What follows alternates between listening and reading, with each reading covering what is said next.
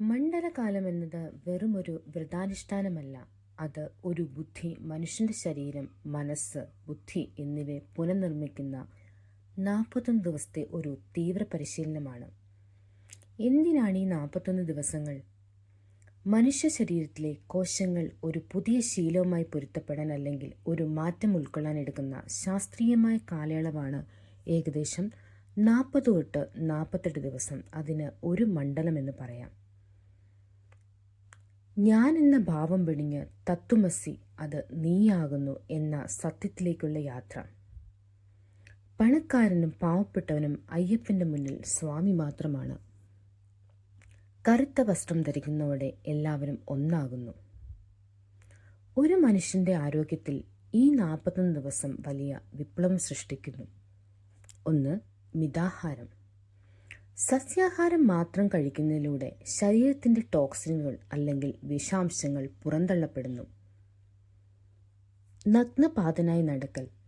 പാദങ്ങളിലെ pressure പോയിന്റുകൾ ഉണർത്തപ്പെടുന്നു. ഇത് ആന്തരിക അവയവങ്ങളുടെ പ്രവർത്തനക്ഷമത കൂട്ടുന്നു. അടുത്തതാണ് ബ്രഹ്മചര്യം. ഊർജത്തെ സംരക്ഷിക്കാനും അത് ഉയർന്ന തലത്തിലേക്ക് മാറ്റാനും സഹായിക്കുന്നു. പിന്നെ ഒന്നാണ് തണുത്ത വെള്ളത്തിലെ കുളി. രക്തസംക്രമണം വർദ്ധിപ്പിക്കാനും നാഡീവ്യൂഹത്തെ ഉത്തേജിപ്പിക്കാനും ഇത് സഹായിക്കുന്നു. അതുപോലെ മാനസികമായ മാറ്റങ്ങൾ ഉണ്ടാകുന്നു. മനസ്സിനെ നിയന്ത്രിക്കാൻ പഠിക്കുന്നതാണ് യഥാർത്ഥ വ്രതം.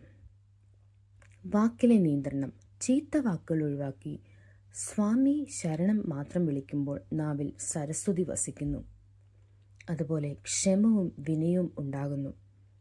എല്ലാവരെയും കാലുതൊട്ട് വന്ദിക്കുന്നതിലൂടെ അഹങ്കാരമില്ലാതാകുന്നു, ഭയമില്ലാതാകുന്നു. കാനന പാതകളിലൂടെയുള്ള യാത്ര മനസ്സിനെ ധീരമാക്കുന്നു. വന്യമൃഗങ്ങളെപ്പോലും അയ്യപ്പന്റെ പുലിയായി കണ്ട് ഭയത്തെ മറികടക്കുന്നു. പ്രകൃതിയുമായി ബന്ധങ്ങളുണ്ടാകുന്നു. മരങ്ങളെയും മൃഗങ്ങളെയും ബഹുമാനിക്കാൻ ഈ കാലഘട്ടം പഠിപ്പിക്കുന്നു. പിന്നെ ദുശീലങ്ങളിൽ നിന്ന് മുക്തി ഉണ്ടാകുന്നു. മദ്യം, മയക്കുമരുന്ന്, പുകവലി തുടങ്ങിയവയിൽ നിന്ന് 41 ദിവസം വിട്ടുനിൽക്കുന്ന ഒരാൾക്ക് ആ ശീലം എന്നേക്കുമായി ഉപേക്ഷിക്കാൻ ഇത് കരുത്ത് നൽകുന്നു. വ്രതത്തിൻ്റെ തുടക്കം മരണവും പുനർജന്മവുമാണ്. മാലയിടുന്നത് വെറും ഒരു ചടങ്ങല്ല. ഒരാൾ മാലയിടുമ്പോൾ അയാൾ തൻ്റെ പഴയ പേരും പദവിയും അഹങ്കാരവും മാറ്റിവെക്കുന്നു. പുരാണങ്ങളിൽ ദ്വിജൻ എന്നൊരു സങ്കല്പമുണ്ട്, അതായത് 2 തവണ ജനിച്ചവൻ. മാലയിടുന്നതോടെ ഭക്തൻ തൻ്റെ ലൗകികമായ ആഗ്രഹങ്ങളിൽ നിന്ന് മരിക്കുന്നു, പകരം സ്വാമിയായി പുനർജനിക്കുന്നു. അതുകൊണ്ടാണ് മാലയിട്ടാൽ എല്ലാവരും സ്വാമി എന്ന് വിളിക്കുന്നത്. വഴിയിൽ കാണുന്ന യാചകനും സന്യാസിയും ഒരേ അയ്യപ്പനാണെന്ന ബോധം ഇവിടെ തുടങ്ങുന്നു. എന്തുകൊണ്ടാണ് 41 ദിവസങ്ങൾ? ഇതിൻ്റെ ശാസ്ത്രീയമായ വശം എന്താണ്? മനുഷ്യൻ്റെ ശീലങ്ങളെ മാറ്റാൻ 21 ദിവസം വേണമെന്നാണ് ആധുനിക മനഃശാസ്ത്രം പറയുന്നത്. എന്നാൽ അത് പൂർണ്ണമായി രക്തത്തിലരിയാൻ 41 ദിവസം വേണം. നമ്മുടെ ശരീരത്തിലെ കോശങ്ങൾ ഓരോ നിമിഷം നശിക്കുകയും പുതിയവ ഉണ്ടാകുകയും ചെയ്യുന്നു. ഏകദേശം 40 ദിവസം കൊണ്ട് ശരീരത്തിലെ എല്ലാ പ്രധാന കോശങ്ങളും ആത്മീയമായ ചിന്തകളാലും ശുദ്ധമായ ഭക്ഷണത്താലും പുനർനിർമ്മിക്കപ്പെടുന്നു. 41 ദിവസം മദ്യം തൊയാത്ത ഒരാളുടെ കരൾ പോലും സ്വയം ശുദ്ധീകരിക്കപ്പെടും. നിഴലിനെ പോലും കാണാത്ത ഭക്തി എന്തുകൊണ്ടാണ്? ഒരു കഥ കേട്ടാലോ? ശനി ഭഗവാന്റെ ദോഷങ്ങൾ തീർക്കാൻ കറുപ്പ് ധരിക്കുന്നു എന്ന ഒരു വശമുണ്ട്. എന്നാൽ അതിലുപരി കറുപ്പ് എല്ലാ നിറങ്ങളെയും ആഗിരണം ചെയ്യുന്ന നിറമാണ്. പ്രപഞ്ചത്തിലെ എല്ലാ വൈവിധ്യങ്ങളെയും തന്നിലേക്ക് ആവാഹിക്കുന്ന അവസ്ഥ. കറുത്ത വസ്ത്രം ധരിച്ചാൽ അഴുക്ക് കാണില്ല. ശരീരത്തിൻ്റെ ബാഹ്യരൂപത്തിന് പ്രാധാന്യം നൽകാതെ ആന്തരികമായ ശുദ്ധിക്ക് പ്രാധാന്യം നൽകുക എന്നതാണ് ഇതിൻ്റെ അർത്ഥം. രാജാവായാലും ഭിക്ഷക്കാരനായും കറുപ്പ് ധരിച്ചാൽ എല്ലാവരും ഒരുപോലെ കാണപ്പെടുന്നു.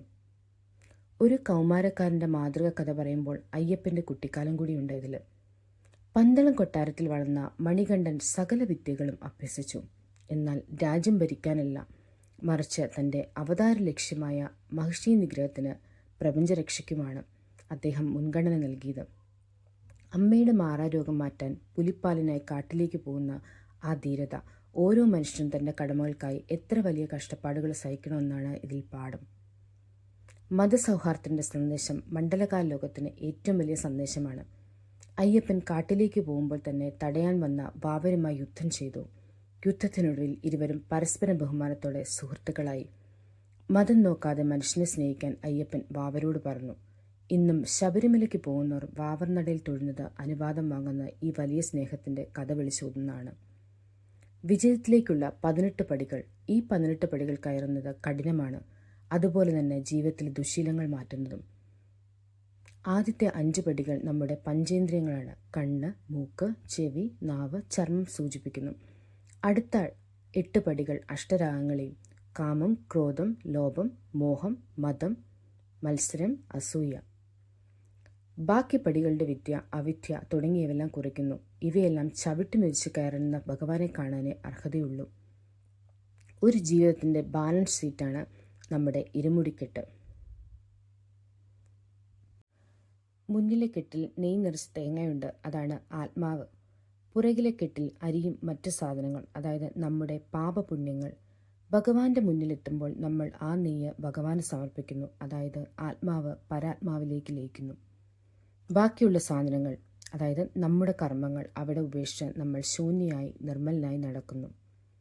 ശബരിമലയിലെ ഏറ്റവും വലിയ തത്വം നീ അന്വേഷിക്കുന്നത് നിന്നിൽ തന്നെയാണെന്നാണ് അർത്ഥം. 41 ദിവസത്തെ കഠിന പ്രയത്നത്തിലൂടെ ഭക്തൻ മനസ്സിലാക്കുന്നത് ഭഗവാൻ കാട്ടിലല്ല, തൻ്റെ ഉള്ളിൽ തന്നെ എന്നുള്ളതാണ്. നമ്മൾ ഇത്രയും നേരം കേട്ടുകൊണ്ടിരുന്നത് 41 ദിവസത്തെ വ്രതാനുഷ്ഠാനത്തെക്കുറിച്ചാണ്. എന്നാൽ ഈ 41 ദിവസങ്ങൾക്കൊടുവിൽ സന്നിധാനത്തിലെത്തുന്ന ഭക്തൻ കാണുന്നത് മനോഹരമായൊരു സത്യമാണ്. അവിടെ ശ്രീകോവിലിന് മുകളിൽ സ്വർണ്ണലിപികളിൽ എഴുതി വച്ചിരിക്കുന്നു, തത്വമസി. നീ എന്തിനെയാണോ തേടി ഇത്രയും ദൂരം മല കയറി വന്നത്, അത് നീ തന്നെയാണ് എന്നതാണ് ഇതിൻ്റെ പൊരുൾ. ഈ സത്യം തിരിച്ചറിയുന്നിടത്താണ് മണ്ഡലകാലം അതിൻ്റെ പൂർണ്ണതയിലെത്തിക്കുന്നത്. വ്രതം അവസാനിക്കുന്നില്ല, തുടങ്ങിയാണ്.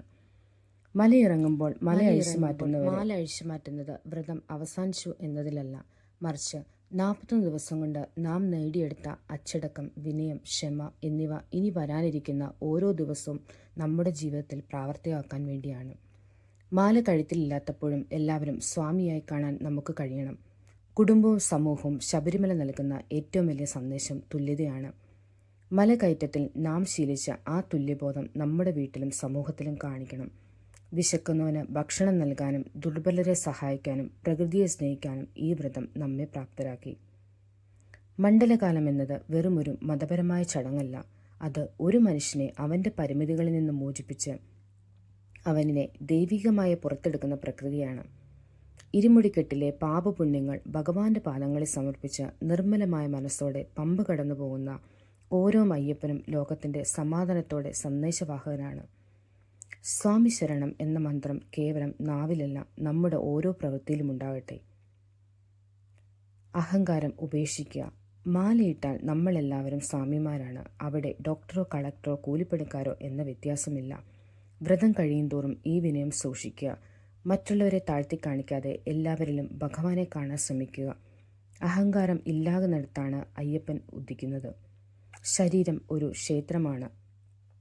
41 ദിവസം മദ്യവും പുകവലി, മാംസാഹാരം ഉപേക്ഷിക്കുമ്പോൾ നിങ്ങളുടെ ശരീരം എത്രത്തോളം ഉന്മേഷമാകുന്നുവെന്ന് നിങ്ങൾ കണ്ടു. ആ ശുദ്ധി വ്രതം കഴിഞ്ഞാലും തുടരാൻ ശ്രമിക്കൂ. ദുശീലങ്ങൾ ഒഴിവാക്കി ആരോഗ്യമുള്ളൊരു ശരീരം കാത്തു സൂക്ഷിക്കുന്നത് ഭഗവാനെ സേവിക്കുന്നതിന് തുല്യമാണ്. വാക്കിന് മിതത്വം പാലിക്കുക. വ്രതകാലത്ത് നമ്മൾ സ്വാമി ശരണം മാത്രമേ വിളിക്കാറുള്ളൂ. വെറുപ്പും വിദ്വേഷം കലർന്ന വാക്കുകൾ പറയുന്നില്ല. മാല അഴിച്ചാലും നാവിലെ ആ ശുദ്ധി നിലനിർത്തുക. ഒരാളെപ്പോലും വാക്കുകൾ കൊണ്ട് മുറിവേൽപ്പിക്കാതിരിക്കുക. പ്രകൃതിയെ സ്നേഹിക്കുക. അയ്യപ്പൻ നാടിൻ്റെ നാഥനാണ്. ശബരിമലയിലേക്ക് പോകുമ്പോൾ പ്ലാസ്റ്റിക്കുകളും മാലിന്യങ്ങളും കാട്ടിൽ ഉപേക്ഷിക്കുന്നത് ഭഗവാനോട് ചെയ്യുന്ന അപരാധമാണ്. നമ്മുടെ ചുറ്റുമുള്ള പ്രകൃതിയെ സംരക്ഷിക്കുന്നത് ഈ മണ്ഡലകാലത്ത് പ്രതിജ്ഞയെടുക്കുക. സേവനം തന്നെയാണ് പുണ്യം. Service is worship. സന്നിധാനത്തിൽ ഭഗവാന് നെയ്യഭിഷേകം നടത്തുന്നതിനേക്കാൾ പുണ്യം വിശക്കുന്ന ഒരാൾക്ക് ഭക്ഷണം നൽകുന്നതാണ്. അയ്യപ്പൻ പഠിപ്പിച്ചതാണ്. ചുറ്റുമുള്ളവർക്ക് തണലാകുക, വേദനിക്കുന്നവരെ സഹായിക്കുക. അതാണ് യഥാർത്ഥ അയ്യപ്പ ഭക്തി. 41 ദിവസം അയ്യപ്പനെ ദാഹിച്ചു കഴിഞ്ഞ് നിങ്ങൾ മലയിറങ്ങി ചെല്ലുമ്പോൾ നിങ്ങളുടെ മാതാപിതാക്കളെയും ഭാര്യയെയും മക്കളെയും അയ്യപ്പനായി സ്വീകരിച്ച് അല്ലെങ്കിൽ അയ്യപ്പനായി കണ്ട് സ്നേഹിക്കുക. വീട്ടിലെ സന്തോഷമാണ് ഏറ്റവും വലിയ തീർത്ഥാടനം. മാലയിടുന്നത് ശബരിമലയിൽ പോകാൻ മാത്രമാകരുത്. അത് നിങ്ങളുടെ മോശ സ്വഭാവങ്ങളെ കെട്ടിപ്പൂട്ടാൻ വേണ്ടിയാകും. മലയിറങ്ങുമ്പോൾ കറുത്ത വസ്ത്രം അഴിച്ചാലും നിങ്ങളുടെ മനസ്സിലെ ആ കറുത്ത വസ്ത്രം എന്നെന്നും, അതായത് ശുദ്ധി എന്നെന്നും നിലനിൽക്കട്ടെ. ഭഗവാൻ എല്ലാവരെയും അനുഗ്രഹിക്കട്ടെ. ഈ വീഡിയോ നിങ്ങൾക്ക് ഇഷ്ടമായാൽ അല്ലെങ്കിൽ ഈ ഓഡിയോ കേട്ട് നിങ്ങൾക്ക് പ്രയോജനമുണ്ടായാൽ ലൈക്ക് ചെയ്യാനും ഷെയർ ചെയ്യാനും സബ്സ്ക്രൈബ് ചെയ്യാനും മറക്കരുത്. ഭഗവാന്റെ അനുഗ്രഹം എല്ലാവർക്കും ഉണ്ടാകട്ടെ.